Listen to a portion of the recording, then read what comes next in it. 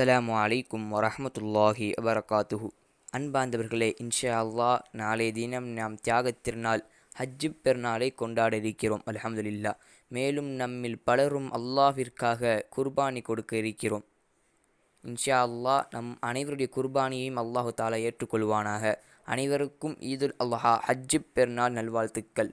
அன்பார்ந்தவர்களே, இந்த தியாகத் திருநாள் நமக்கு கிடைப்பதற்கு முக்கிய காரணமாக இருந்தவர்கள் இப்ராஹிம் நபியும் அவர்களுடைய மகனார் இஸ்மாயில் நபியும் தான் ஆவார்கள்.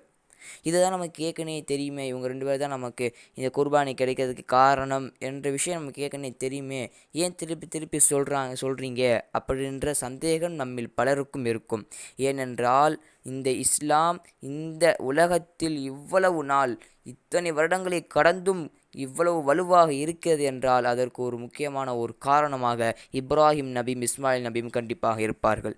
ஆக ஒவ்வொரு முறையும் ஒவ்வொரு வருடமும் நாம் இவர்களை நினைவுபடுத்தி கொண்டே இருக்க வேண்டும். ஏனென்றால் இவர்கள் நமக்கு மிகப்பெரிய வாய்ப்பை ஏற்படுத்தி சென்றிருக்கிறார்கள். இப்ராஹிம் நபிகள் மட்டும் தன்னுடைய மகனார் இஸ்மாயில் நபி அன்றை கருத்திருந்தார்கள் என்றால், அல்லாஹ் அந்த ஆட்டை இறக்காமல் இருந்திருந்தான் என்றால், இன்று ஒவ்வொரு வீட்டிலும் ஒவ்வொரு ஆண் குழந்தை குர்பானி கொடுக்கப்பட்டிருக்கும். அல்லாஹ் நம்மை அவ்வளவு பெரிய தியாகம் செய்யாமல் சின்ன தியாகத்தை செய்ய வைத்திருக்கிறான் என்றால் நாம் அல்லாஹுக்கு அதிகம் நன்றி செலுத்த வேண்டும்.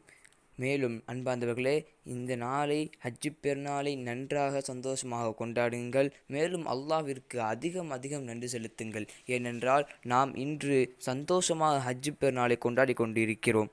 ஆனால் பலஸ்தீன மக்கள் எவ்வளவு கஷ்டப்பட்டு கொண்டிருக்கிறார்கள் என்று நாம் சிந்தனையில் கொள்ள வேண்டும். இன்ஷா அல்லாஹ். அஸ்ஸலாமு அலைக்கும் வரஹ்மத்துல்லாஹி வபரகாத்துஹு. அன்பான சொந்தங்களே, நம்ம வீடியோ உங்களுக்கு பிடிச்சிருந்துச்சுன்னா லைக் பண்ணுங்க, ஷேர் பண்ணுங்க, கமெண்ட் பண்ணுங்க. மறக்காம நம்ம சேனலை சப்ஸ்கிரைப் பண்ணுங்க.